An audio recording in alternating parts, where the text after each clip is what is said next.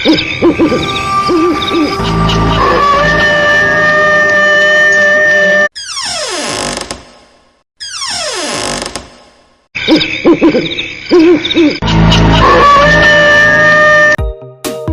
আগের পর্বে দেখেছি যে রমন বিলাসের কথা মতো ফোন নাম্বারে কল করে তার চাকরির কথা বলল।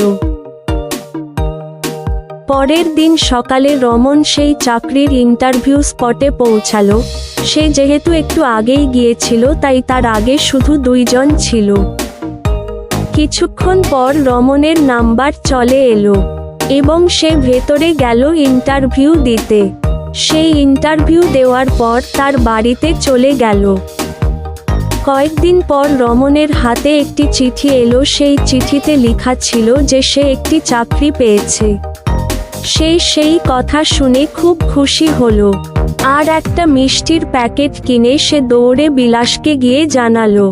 আর যখন সে বিলাসকে গিয়ে জানালো তখন সেখানে তার আরেক প্রিয় বন্ধু পলাশও ছিল। রমন, বিলাস ও পলাশ 3 জনের রহস্য উদ্ঘাটন করতে খুব ভালোবাসে। তাই তখন বিলাস ও পলাশ দুজনে একটা রহস্যময় সিনেমার ব্যাপারে আলোচনা করছিল।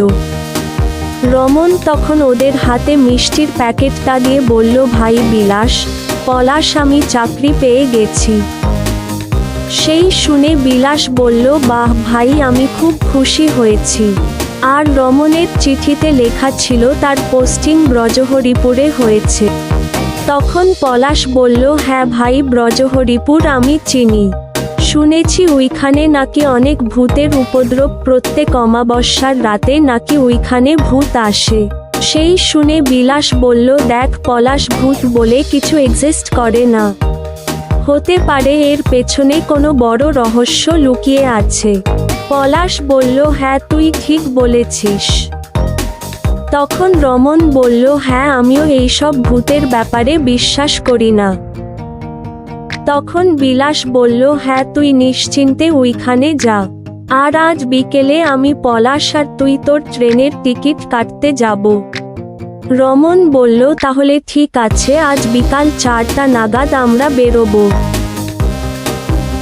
এই বলে রমন বাড়ি এসে তার জিনিসপত্র গোছাতে শুরু করল। সেদিন বিকাল 4টা নাগাদ রমন, বিলাস ও পলাশ রমনের টিকিট কাটতে রামচন্দ্রপুর স্টেশনে গেল। রমন ব্রজহরিপুরের টিকিট কাটল।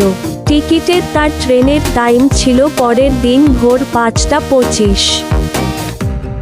পরের দিন ভোর 5টার সময় সে চান করে বাড়ির সবাইকে বিদায় জানিয়ে বাড়ি থেকে বেরিয়ে পড়ল এবং বিলাস ও পলাশকে নিয়ে স্টেশনে গেল। তারা যখন স্টেশনে পৌঁছালো, স্টেশনে তখন ট্রেন দাঁড়িয়েছিল আর তখন 5টা 23 বাজছিল।